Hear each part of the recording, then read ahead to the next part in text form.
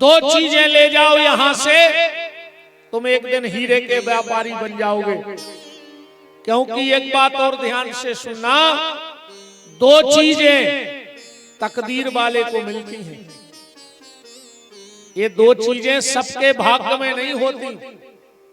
कौन कौन? एक हीरा, ये सबके पास नहीं होता है, ये होता है। यहां इतने लोग बैठे, हाथ उठाओ, हीरा किस किस के पास है? किसी के पास नहीं है। हाँ, महात्मा जी समझ गए, हीरा अपनी अलग हीरा है।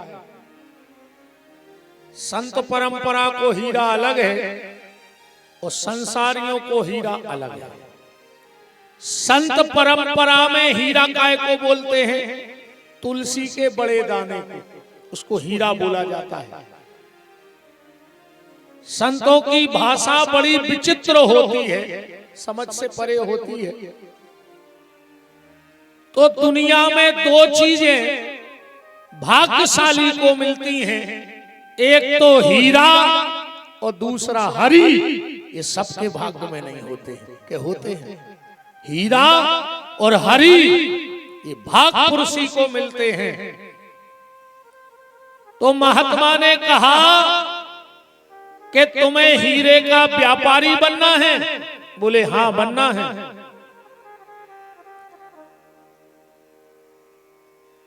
दोनों मुट्ठी करो, आज हम तुम्हें एक ऐसा हीरा दे रहे हैं, और तुमने तो हीरा मांगा, हम तुम्हें एक मोती भी देंगे।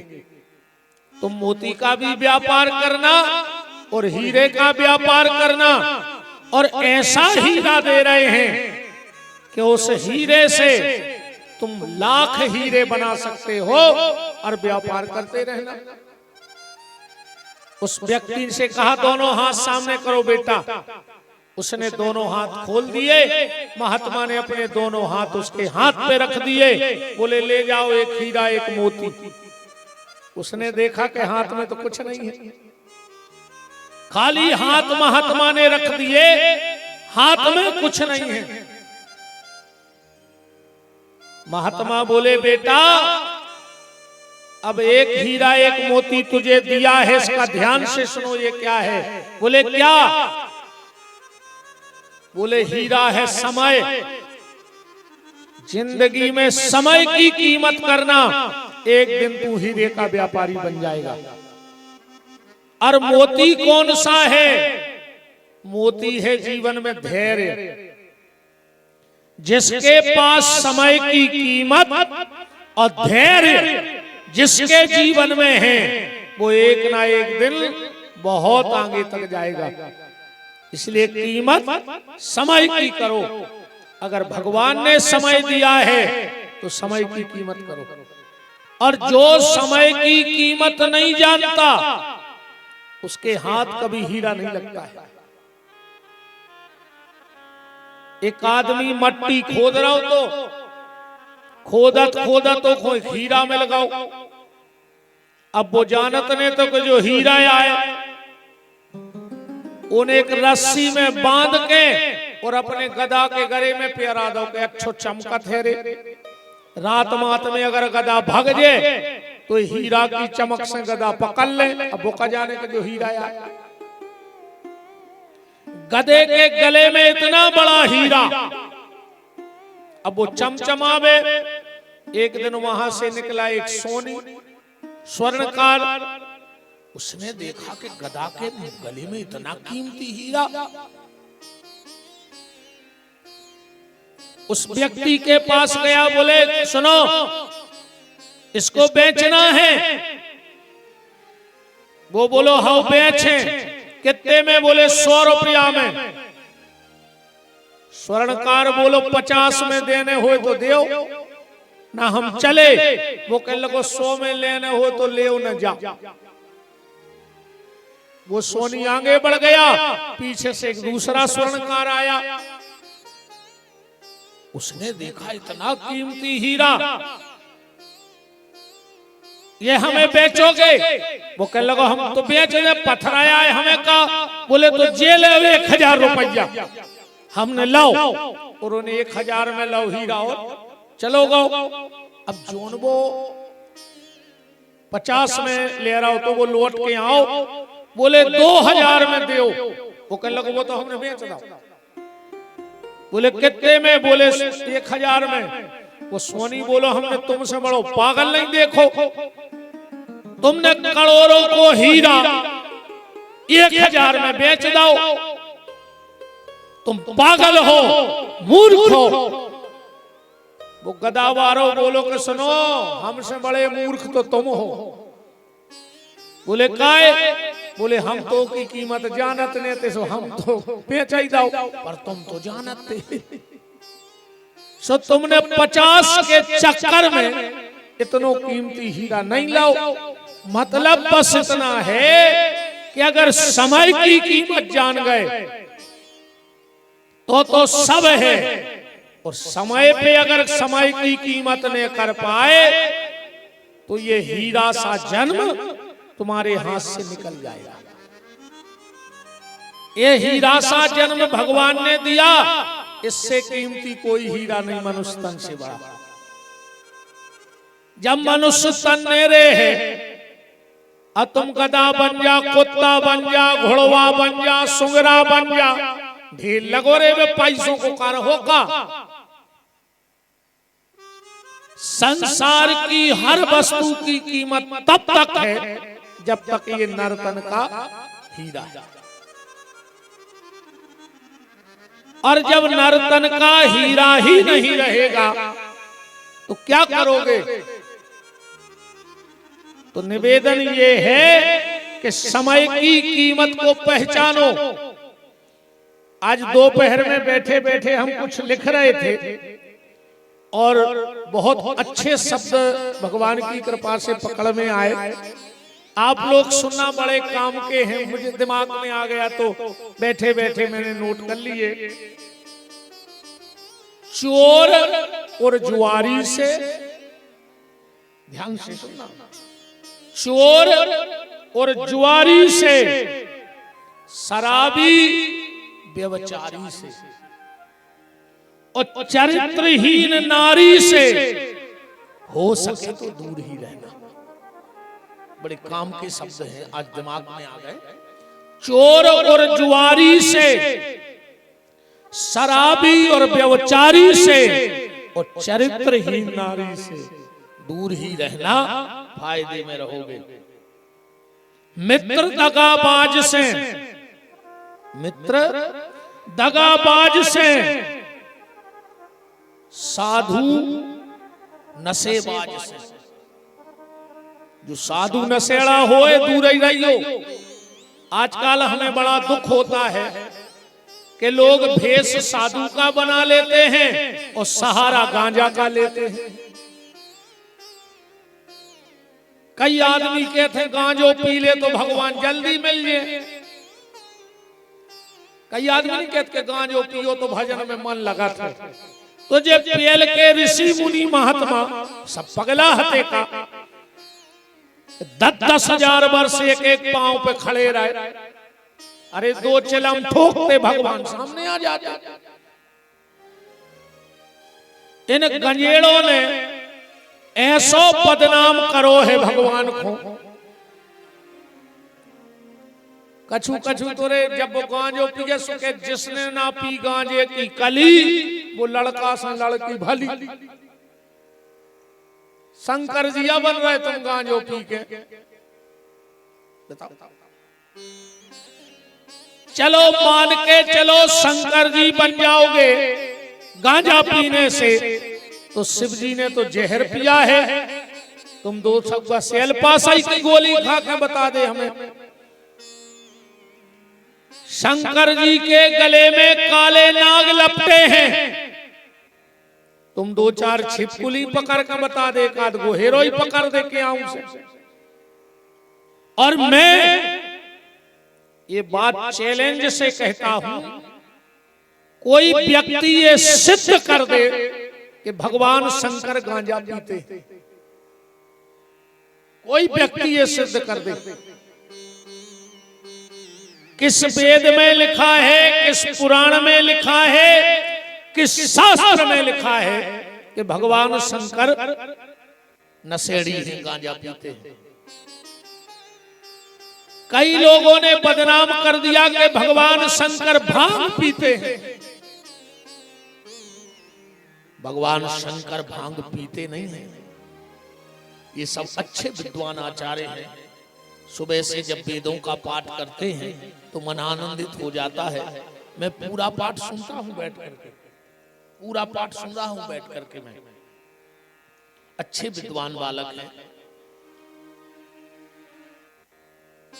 तो भगवान शंकर के बारे में लोगों ने बदनाम कर दिया कि वो भांग पीते हैं, जबकि भगवान शंकर भांग पीते नहीं। क्या बोलते हो आप लोग आखिरी में? ओम विज्ञम धनु, ये भांग। और आखिरी में क्या कहते? श्री भगवत शाम्ब सदा शिवाय नमः विजया स्नानम। स्नानम ही है, भोग में तो नहीं है। विजया स्नानम समर्पयामि। भगवान शंकर भांग का लेप चढ़ाते हैं शरीर में। क्यों? इसलिए चढ़ाते हैं भांग का लेप क्योंकि भगवान शंकर के शरीर में जलन होती है, बहुत भयंकर जलन होती है, क्योंकि शिव जी ने विष पिया है। इसीलिए वैशाख के महीने में हम लोग अपने अपने घरों में एक नया मटका लाते हैं और उसमें छेदा करते हैं, उसमें रुई लगाते हैं और एक एक बूंद जल भगवान शंकर पे पड़ता रहता है। क्योंकि वैशाख के महीने में गर्मी अधिक होती है तो भगवान शंकर के शरीर में जलन होती है। इसलिए उनके ऊपर वो मटका रखा जाता है। और कभी कभी आप देखना, हमें शरीर में कोई चोट नहीं लगती है पर जलन बहुत होती है कोनो कोनो अंग में। ऐसा लगे जैसे आग ही लगी हुई थे हाथ में। कभी भांग को गीला करके उतनी जगह रख देना, आपके शरीर की जलन खत्म हो जाएगी। भांग में बड़ी ठंडक होती है। इसलिए भगवान शंकर भांग का लेप चढ़ाते हैं, ना कि भगवान शंकर भांग पीते हैं। बदनाम मत करो देवताओं को। तुम्हें जहर खाना सो खा जाओ, पर भगवान को बदनाम मत करो। तो बात चल रही थी कि चोर और जुआरी से, शराबी और व्यभिचारी से और चरित्रहीन नारी से दूर ही रहिए जी। मित्र दगाबाज से, साधु नशेबाज से और नारी बेलिहाज से बात मत करिए। इन लोगों से बात मत करो। जो साधु नशा करता हो, गांजा पीता हो, उससे बात मत करो। जिस नारी में लिहाज ना हो, बात करने का सलीका ना हो, तो उससे बात मत करो। दगाबाज दोस्त, उससे भी बात मत करो। और गुंडों की जमात में, ये आज के भाव हैं शरीर में उठ गए। गुंडों की जमात में और झगड़े की बारात में, ओरे की बरसात में पांव मत धरिए। इतने जाने गए, जब ओरे गिर रहे हो बिल्कुल भीतर लाओ। और जहां ऐसो लगे कि बारात में लड़ाई हो जाए तो रे करे आओ। गुंडों की जमात में जहां लड़ंखा बैठे हो वो तो बिल्कुल नहीं बैठो। कभी कुछ ले जाओ, तुम आओ भी ठिकाना नहीं है, फ्री में कुछ नहीं हो बिल्कुल। गुंडों की जमात में, झगड़े की बारात में, ओले की बरसात में पांव मत धरिए। और रोगी की काया को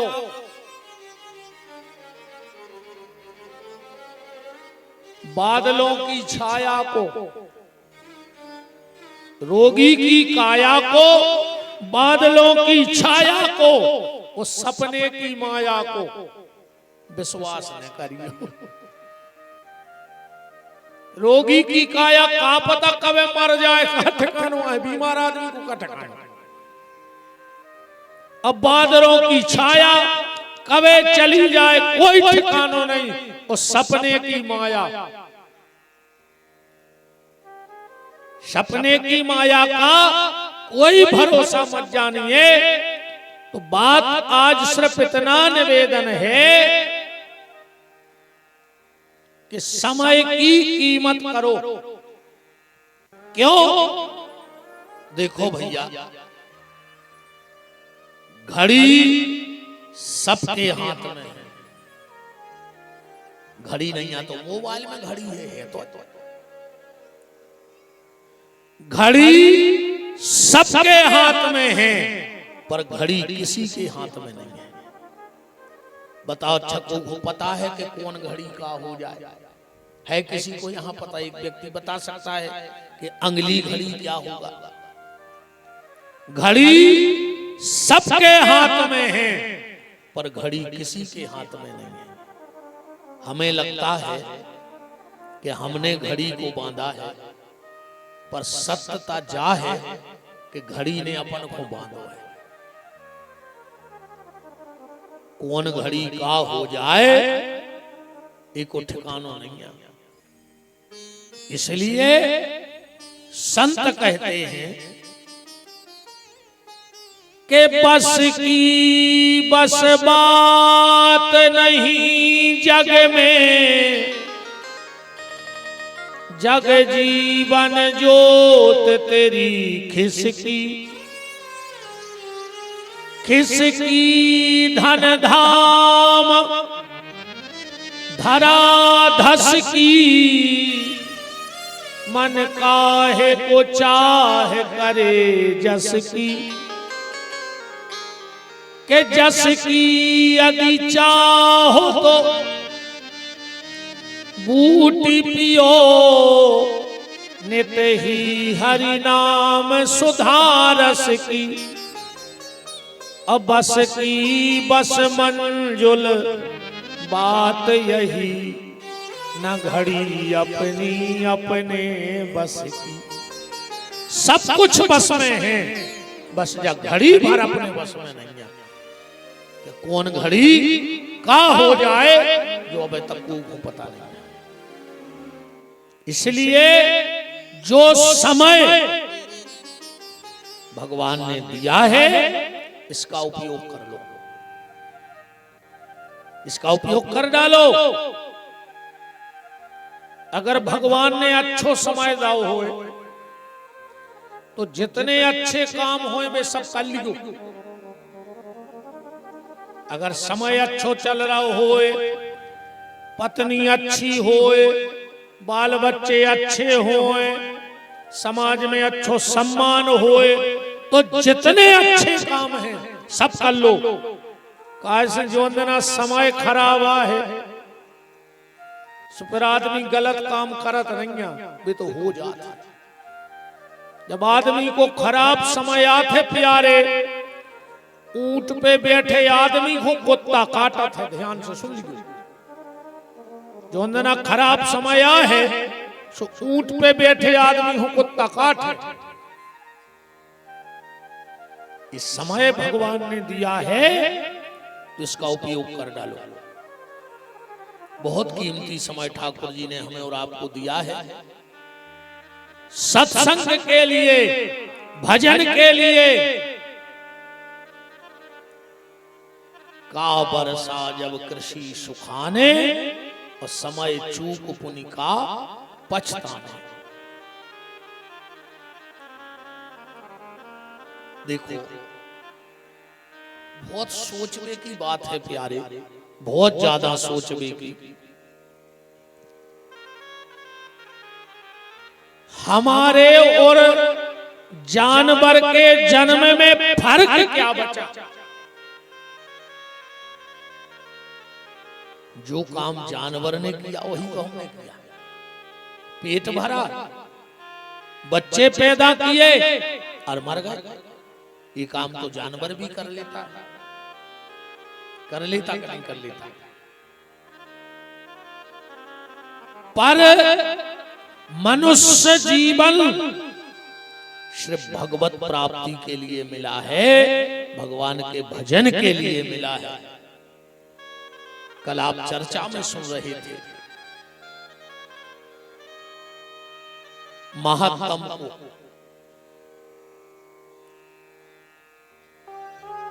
श्रीमद् भागवत में प्रवेश कर रहे हैं सूत जी, और बात आई कि राजा परीक्षित को श्राप क्यों लगा, ऐसे धर्मात्मा राजा को श्राप क्यों लगा। तो ध्यान से सुनना। सूत जी शौनक ऋषियों को समझा रहे हैं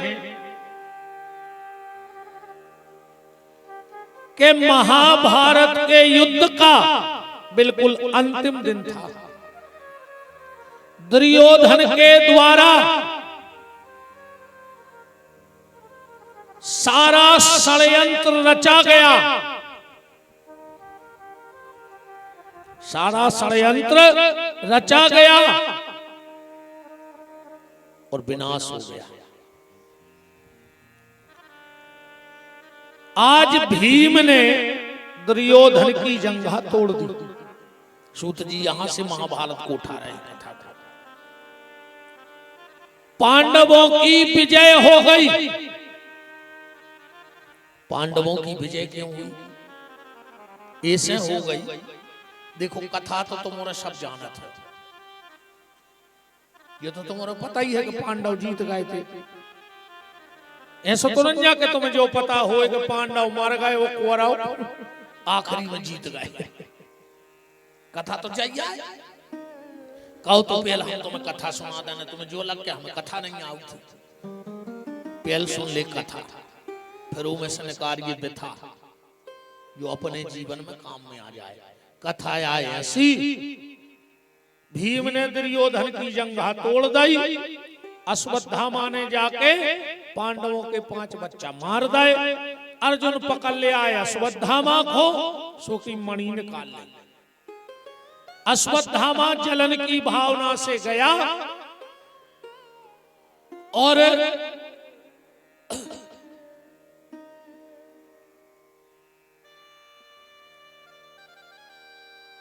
राम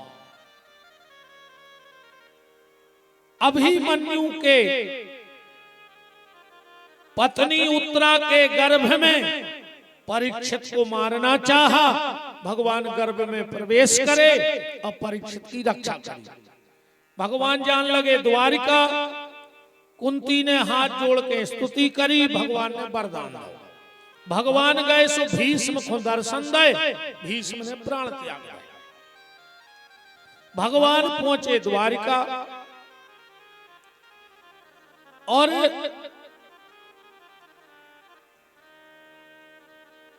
जामवंती का बेटा सांब दुर्वासा ऋषि के आश्रम में महिला बन के गया, साड़ी पहन के। श्राप मिल गया, उससे अलक नाम का घास हुआ।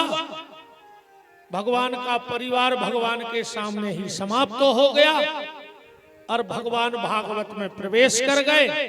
पांडव स्वर्गारोहण को चले गए।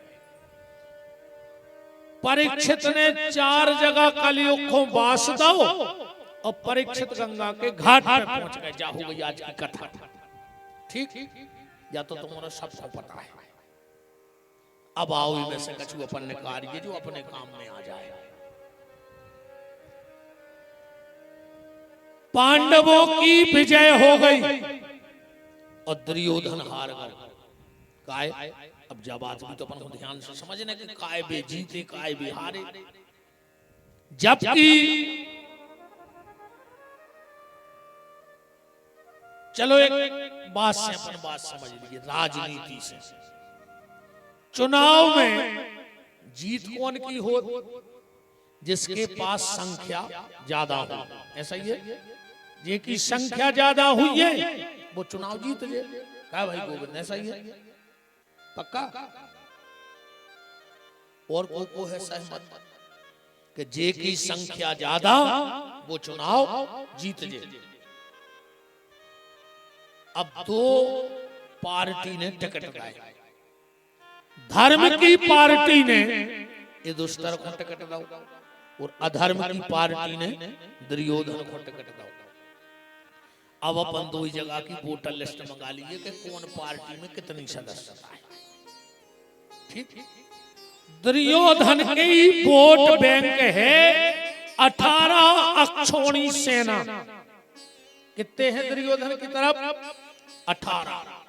और युधिष्ठिर की वोट बैंक है 13 अक्षौणी सेना।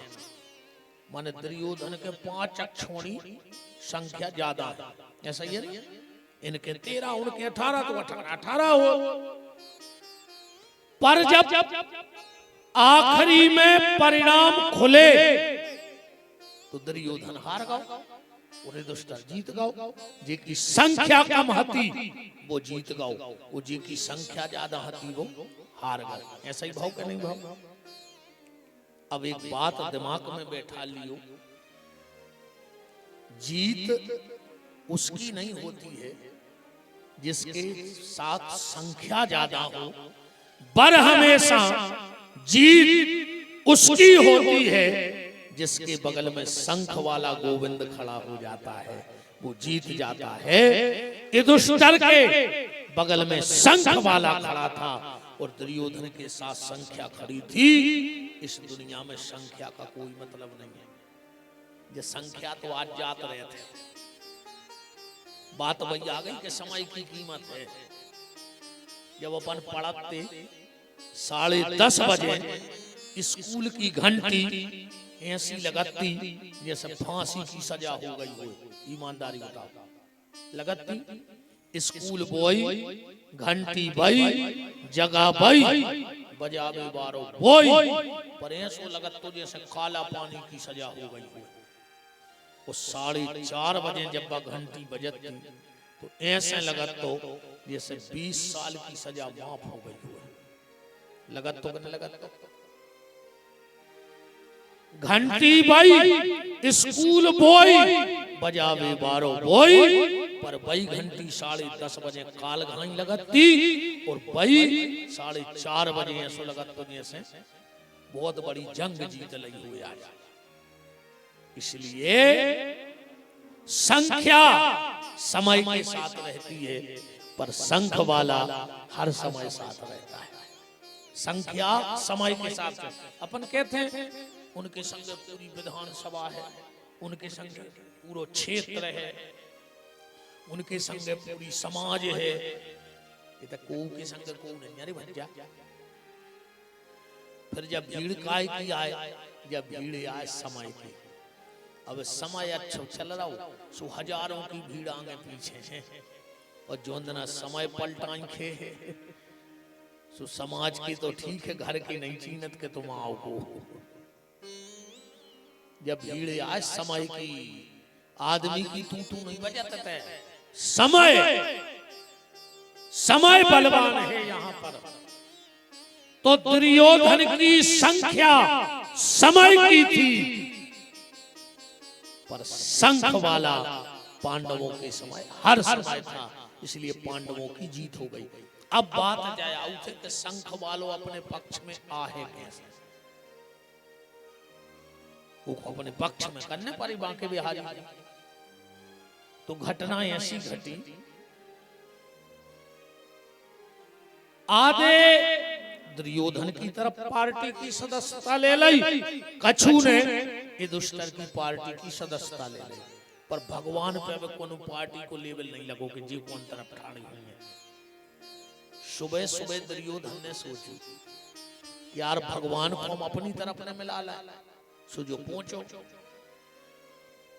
भगवान सो रहे थे, सो जो पलका पे बैठे सिराने घमंडी है। और घमंडी आदमी उठवे बैठवे में भारी सोचत है। हाँ वो जा सोचत हमें ते बेटे को का के है, हम ते बेटे को का के है, जबकि वो महापगला है यार। जे को तुम्हें जानत है सो तुम कहूँ बैठे रहो। हम विपिन बिहारी यहाँ चाहे उते बैठ जाए मेड़ पे, सो विपिन बिहारी में है। अजय को नहीं जानत सो हम कहीं मुत के फिर रहे। बताओ, आदमी का सम्मान उसके उठने बैठने से नहीं होता है। और आदमी का क्या, चाहे यहाँ की बात हो प्यारे, चाहे वहां की बात हो। भगवान को न नारियल पसंद है, तुम भली चढ़ा रहे सो चढ़ाता रहो। ने भगवान को पैसा पसंद आए, ने भगवान को मिठाई पसंद आए, और ने भगवान को इत्र पसंद आए। तो भगवान को पसंद का है, भगवान को तुम्हारा चरित्र पसंद है। अगर तुम्हारा चरित्र अच्छा है तो भगवान तुम्हें पसंद करेंगे। तुम कितना इत्र चढ़ा दे उसे कुछ नहीं होने, चरित्र में सुधार ले आओ। और चरित्र गड़बड़ है तो भगवान को तुम पसंद नहीं है। और अपने पे कोई को चित्र पूजो जाता है, कोई व्यक्ति की पूजा होते है जिको चरित्र अच्छो हो, जिको महंगे कपड़ा पहने उनको सम्मान नहीं हुए थे। पर जिनका चरित्र बहुत प्यारा है, सारा समाज उसको झुकता है, उसका सम्मान करता है। इसलिए भेष सुंदर हो चाहे बिल्कुल ना हो, पर भीतर के भाव सुंदर रखना, तुम्हारा सम्मान अपने आप लोग करेंगे। भीतर को भाव सुंदर करो। और तुम अगर ये में हो कि कपड़ा पहन ले तो ये सब तो नदिया के किनारे बगला बैठो रे, तेरे बिल्कुल भक सफेद एक पांव पे बैठो रे बगला। ये सो लगत है कि ये से बड़ो संत बचो ही नहीं कोनो, ये बिल्कुल ऐसो रह जाते एक पांव पे। जबकि वो तो भजन नहीं कर रहा हो, वो तो मच्छर जागी जुगाड़ में बैठो। तो मच्छर गए आई हमने खाई और गए। कबीरदास जी ने भजन में लिखा भी है, ये आपने पढ़ा हो तो, कि बगुला बैठा डाल पर मछली की आशा कर रहा, वो मछली गोता खा गई, तोता निराशा बगुला निराशा रह गया। भजन के शब्द तो जी हम तो बीच में से गा दो। कबीरदास जी ने गाया है इसको कि दिल मिला तो क्या मिला, दिल का जिगर मिलता नहीं, दिल मिला तो क्या मिला, दिल का जिगर मिला। तो ठीक है बिना ही आए।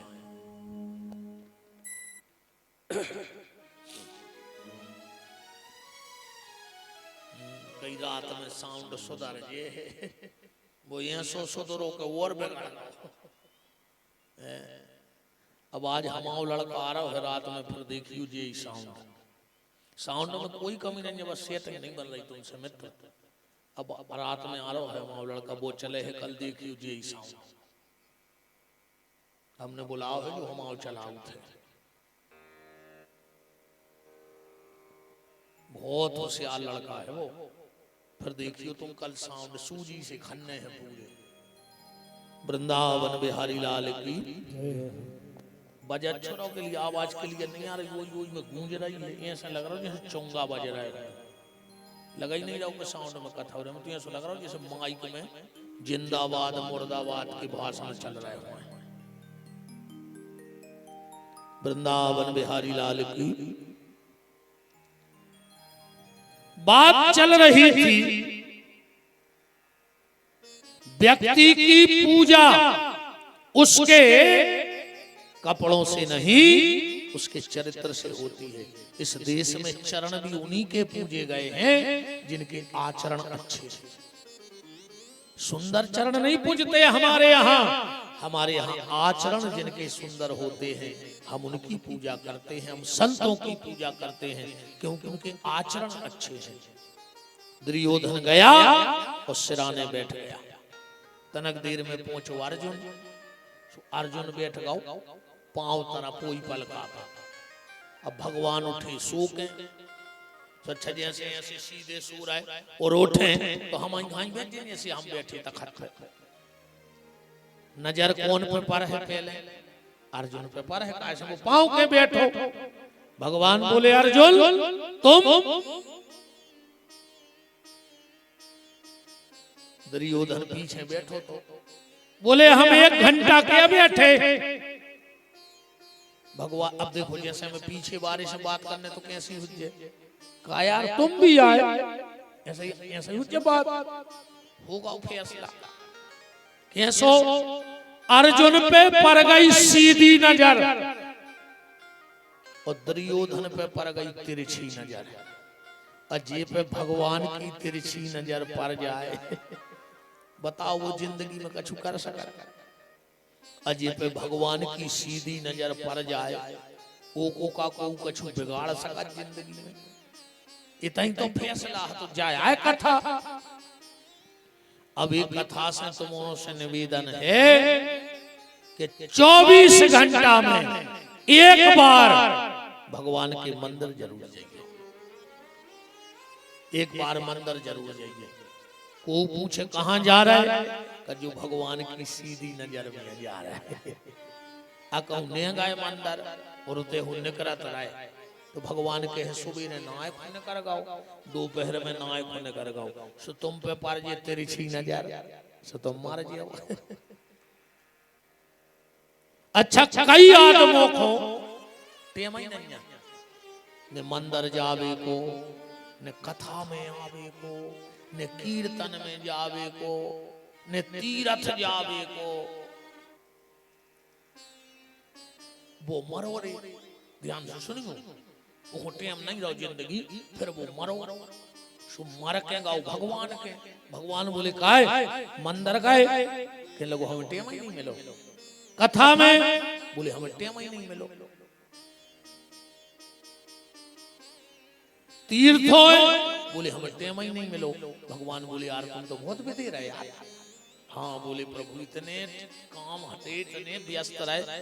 भगवान बोले अब की तुम भड़री में बिल्कुल फ्री होके जाओ, तुम्हें कोई काम नहीं रहे। पता है का बन के यहाँ हो ये गांव में? कुत्ता। बताओ ये गांव के कुत्तों हो का काम है? बताओ का काम? एक जने बता दे कि कुत्तों को जो काम है। आज तक क्या हूँ रिश्तेदारी में गए गांव के कुत्ता कम तिलक लगा भी तो गए हो नहीं अनराय में कजलियां देवी गए हुए हैं। यही गांव के आरे जितने कुत्ता फिर रहा है पहले के टेम हतो ना भगवान ने कही तो यही गांव में आओ वो फ्री रहो। और जितने गांव के बैठे हो अंदाज करियो गांव के सबसे ज्यादा कुत्ता मंदिरों पे रहते थे।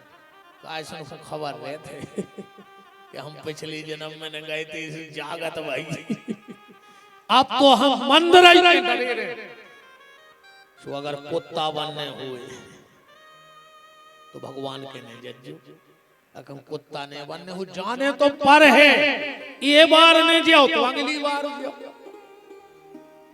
इसलिए 24 घंटा में एक बार को नियम बनाओ कि हम भगवान की तो माथो टेक विजय हैं।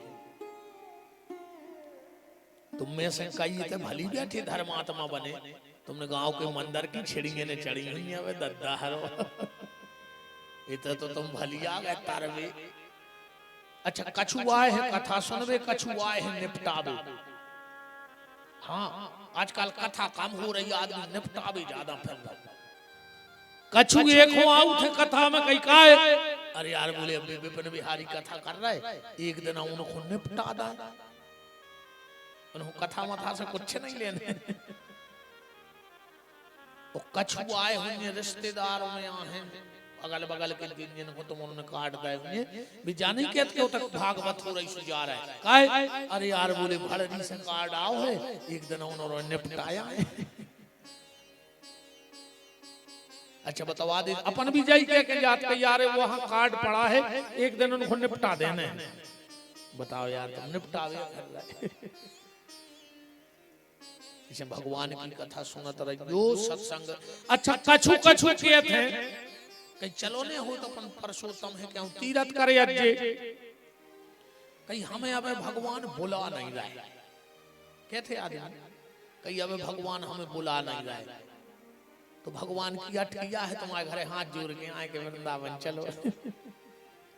और हम तो कहते बांके बिहारी जोन जाके थे कि भगवान हमें बुला नहीं रहे, यही साल बुला लियो उनको। मनो ध्यान राखियो जे को भगवान ने बुला लो है सो साल भर पूरे रिश्तेदार बिना बुलाया आउट करेंगे। आज जे देखो बुला लो, कब लड़ुआ लाए सकरात के, कब भुंजारी में लाए, कब पुड़िया में गुलाल लाए। कई काय के लगे वो तो जाने ही अनराव है। तो भगवान के दरबार में बिना बुलाए जाओ, उसकी सीधी नजर में बने रहो। बात ये है, भगवान बोले दुर्योधन पहली नजर मेरी अर्जुन पे पड़ी है, तो पहले तो हम अर्जुन से बात करेंगे। बोलो अर्जुन। अर्जुन बोले कि प्रभु हम तो ये सही आ गए, अब तुम्हें तो पता ही है कि युद्ध चल रहा हो। भगवान बोले एक शर्त। क्या?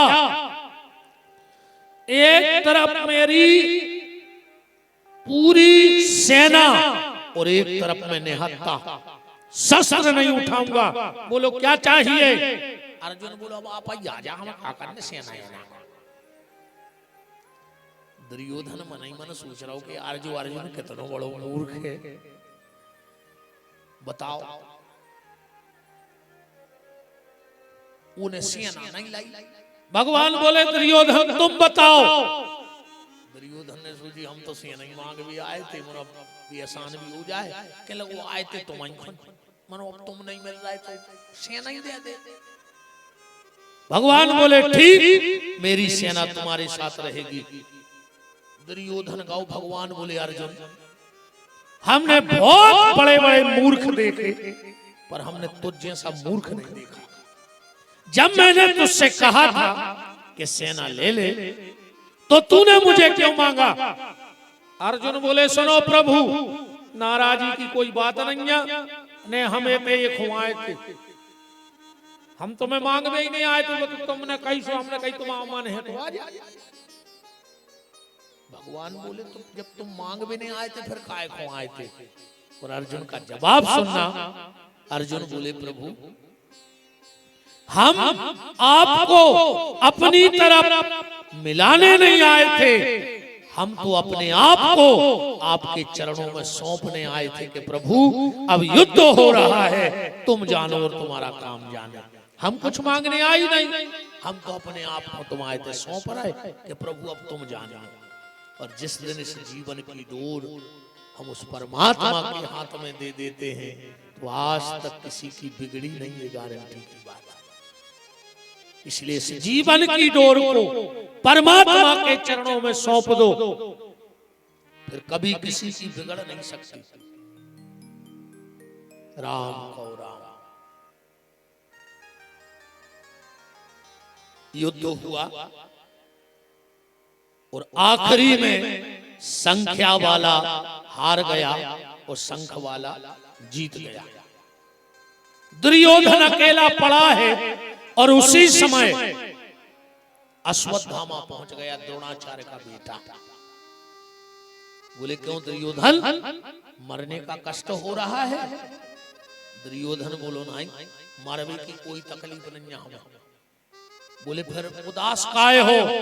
दुर्योधन बोलो हम ऐसे उदास हैं कि हमारे 100 भज जाते, हम 99 मर गए, हम मरने वाले हैं, और पांडव 5 उनमें से एक नहीं मरो। अगर एक ही मर जातो तो हम सुख से मर जाते। जो आज दुष्ट आदमी है सही होते, जिंदगी भर उन्हें दुष्टता करी और मरत फिर भी वो दुष्टता के काम करके जा रहा। कौन को स्वभाव होते रे। अभी तो हर गांव में एक आदेश हो रहे थे कि पूरे गांव को पी रहा था, वो सुख से रहना ही नहीं दे, वो की रोटी नहीं पचे कम गांव में तना प्रेम से बढ़ जाए तो वो की नींद उड़ जात के बताओ ये गांव में सब प्रेम से रहने लगे। अब इनको लड़ाए कैसे? एक गांव में हते गड़बड़ानंद, उनको ये कई काम हतो कि वे गांव को सुख से न देख सकते, पूरे गांव के थर थर कपाते को देख के एक आदमी के लड़का की मुश्किल से तो पक्की भाई शादी होने रही थी, बाप आए यार लड़का देखने बारे आ रहे थे। अब वो रात भर से टेंशन बन गई कि ऐसो न हुए कि जवाई के लड़का बारे आवे आज जवाई के गड़बड़ानंद न कर पाए। इरे तुक भी ऐसी बनी कि जवाई के लड़का बारों की जीप रुकी और सामने वो चलो आ रहा हो, मोड़ा के बाप को पसीना आ गया के बात तो बिगड़ गई जो न हुआ दे। सो जल्दी मोड़ा को 500 को दाओ कि जी ले जा, दाऊ आ रहा है सो पांव पर लियो कहूं मान जाए 500 में। तो कैसी बनी के रिश्तेदार उतरे गाड़ी में, सो बगल में वो खड़ो होगा, लड़का का 500 रुपया दे और उसके पांव पर ही पता है वो का कहने लगो, कह लो काय बेटा अब मिर्गी को रोग ठीक होगा। अब बताओ आपको रिश्तेदारी करे होगे कछु को स्वभाव रहते रे इरे वो मार गाओ को हतो ने गांव भर के जुड़े वो ये टेंशन में मर गाओ बूढ़ो होगा तो कि अब हम मर गए हैं तो गांव के सुखी हो जाए, हम मर जाए सो गांव के सुखी हो जाए, हम मर जाए सो गांव के सुखी हो जाए। अरे वो तो मरा ही गांव भर के जुड़े पूरी भड़री के इते हो सकत के सोई काद ने होए कोनो गांव नन्या जे गांव के बैठे हो दद्दा ये गांव में भी हुज्जे, हर गांव में एक आध है वो तो रक्त बीज घाई पैदा होते कोनो गांव बचा ही नहीं लाओ इन खलों के मारे पूरे गांव को मचा रहे थे। गांव भर के जुड़े इन्होंने मरबे के पहले चिट्ठी लिख लाई थी और चिट्ठी में लिखो अब गांव भर जुड़ाई तो बोले समस्त ग्रामवासी भड़री हम सबके चरणों में अपनों सिर रख कर प्रणाम कर रहे हैं।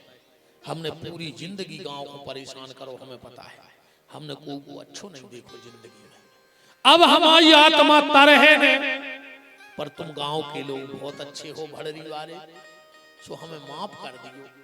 जब तुम गांव भर के माफ कर दे हो तो हमारी आत्मा तर जाए, और अगर गांव भर ने हमें माफ कर दो हुए तो हमारी अंतिम इच्छा पूरी कर दियो। सियाने सियाने बोले आगे पढ़ो रे वो में लिखो तो कि हमारे पेट में खूंटा ठोक के अर्थी पे न ले गए जुमर घटा, हमारे पांव में रस्सी बांध के और पूरे गांव में घर घर दरवाजे से खचूरत जलाए। लड़का बोले का करना, अब सियाने बोले जा बड़ी बात थोड़ी आए, ले आओ एक खूंटा सो ठोक दे मारा गाँव है, बांधो रस्सी। ओके पांव में रस्सी बांधी रे, आधा गांव में तो खेचा ही पाए जो नो पुलिस आ गई, पूरे गांव को उठा ले गई। 50 साल गांव भर ने पेश करी, मानो ने जिगत में तो पीरो पर मरे ने भी पूरे गांव को लिखा गया। ऐसा ही आज दुर्योधन जिंदगी भर इसने सबको परेशान किया और आखिरी में अश्वत्थामा से बोला कि अश्वत्थामा अगर मेरे मरने के पहले एक भी पांडव की गर्दन काट लाए तो मैं मरने के बाद तुम्हारा ऋणी रहूंगा। रही बात सेनापति की, दुर्योधन ने अपने खून से तिलक कर दिया। पर जाको राखे साइया मार सके न कोई, बाल न बांको कर सके जो जग बैरी होए। मारने वाला 2 हाथ वाला होता है और बचाने वाला 1000 हाथ वाला होता है। भगवान पांडवों को लेकर चले गए थे।